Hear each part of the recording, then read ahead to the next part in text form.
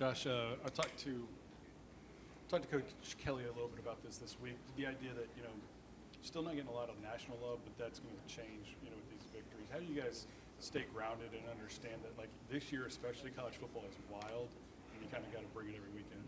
Yeah, we know. The media is going to talk each and every week, depending on the wins and the losses throughout the league of college football.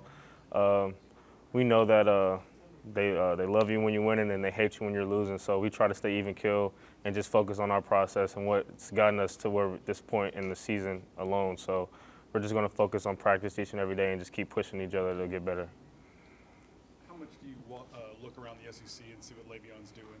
He's a Baton Rouge kid, right? Mm-hmm. Kind of see his career path and how it's kind of taken off here at the end. Definitely been checking him out at A&M. Definitely a big fan of SEC running backs. I'm always checking to see how everybody's running, and just it's a competition as well. So I'm glad to see how he's performing out there at A&M, and it's going to be a battle this weekend for sure. Hey Josh, seems like you guys are starting to open the run game up a little bit, especially this past weekend. You were moving the chains, just running the football. What's been different there? What's changed maybe?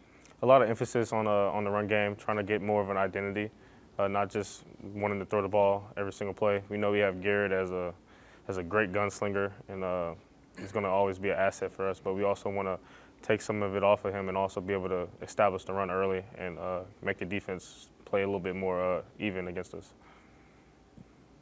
Josh, you guys have struggled at Kyle Field recently, and I know you're a guy on this team that's actually been there. What is it about that environment that makes it so tough to play? Well, it is the largest SEC stadium that we have in the conference.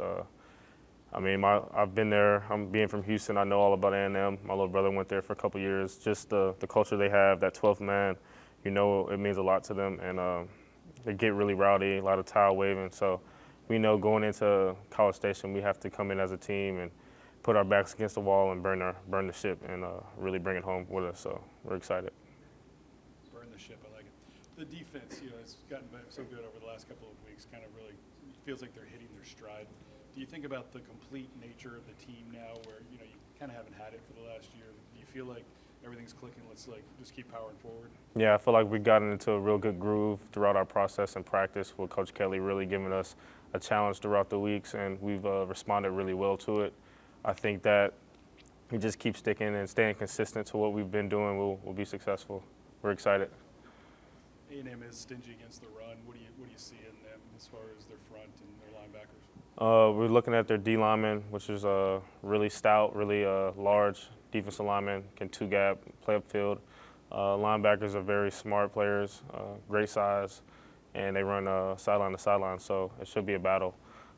We're focusing on all our run schemes, really going over our run blocks and understanding what we're trying to get out of the play design. So we're focused, so we're ready. Whit Weeks is the talk of the town, flavor of the month. He's pretty unique.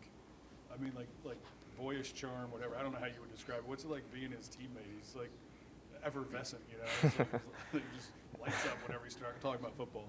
Yeah, it's always been fun being around Whit ever since he got on campus, not just these past couple of weeks. He's always been that way, always played with high energy, always that guy in the locker room that's fun to be around. He just has that energy, that aura about him, natural born leader, always there to push you, always there competing with you. So it's always fun being with Whit and going against him and competing with him. So I'm excited that he's starting to get a little bit more pub throughout the nation and just really showing people what he's made of, because that's just normal for us. You have a favorite nickname for him? We call him, I went to an event with Whit one time. We called him, all the moms and the ladies called him Surfer Boy. And he did a little skit on the stage, and it was pretty funny. So I call him Surfer Boy with his hair. So mention that if you ever talk to him. Surfer Boy.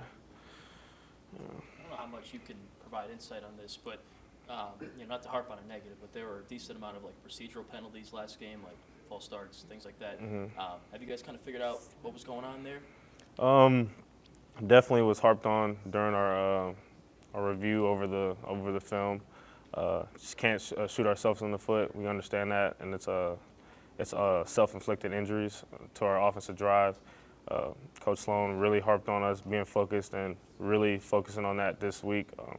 If we have any false starts, the player has to run around the field, and we're just providing different things to get us ready for the game. We have a lot of noise at practice to really get us ready for Kyle Field. So we're really making that an emphasis going into this week, knowing about the crowd's noise, and after doing what we did last week. Couple more. They were so varied. I mean, it wasn't one thing. It wasn't a cadence issue or anything. It was just guys trying to jump the gun a little bit. I think it's just emotional control. Just everybody's excited. Just need to go in there with a different mindset and perspective on the game, and just understand that when we get in those moments, we have to stay even keeled and understand we just have to execute what we have on that play. Last one, Cole. Or sorry, John. Okay, thank you. Just coming into this game, it kind of reminds me of Bama last year, where it was kind of winner take all. You know, you win that game, you're first in the division, all that. Is there any kind of lessons you can draw from last year, experience-wise, that you can use in this kind of game? Definitely. It's going to be a long 4 quarters. It's not just going to be you can't win it in the first, second, or third. We understand that. We want to come out and start fast. That's been an emphasis for us. We understand that we have it right in our face, and we got to go take it. It's not going to be given to us. We understand that it's going to be a dogfight, and we're not looking forward to be given to us at all. So we're going in there with that mentality.